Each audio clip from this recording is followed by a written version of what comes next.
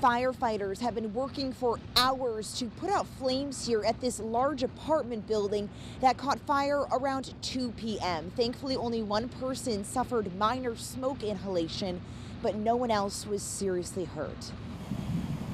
Several area fire departments battling a blaze in the bitter cold. I just hope they can put this out. All these firefighters out here, I hope they can put this out. Tina Woods lives in the building next door to the 24-unit apartment that caught fire near Broadway and 54th in Merrillville. I smelled it, so I started to panic and I called my next door neighbor. Everybody's running back and forth to see is everybody okay. The roof is now torched, completely gone from this 3-story building.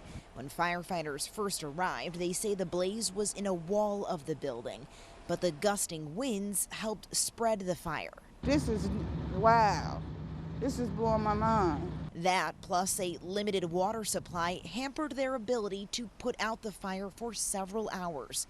The Merrillville fire chief saying everything was stacked against them. Scary, scary. I immediately went into my praying mode. I was concerned about our citizens, our residents, because it is super cold. Not that any fire is ever a good fire, but the fact that it's happening now, our families are going to be displaced for now. Merrillville Councilwoman Shauna Haynes Edwards came to the scene to work with the American Red Cross, which is now handling relocation efforts for residents impacted. We're going to see what we can do, how many families are actually displaced, and see what the next steps are from there to make sure that they are safe and warm for the duration of what has taken place. And it's unclear exactly how many people are displaced tonight. It's also unknown the cause of the fire.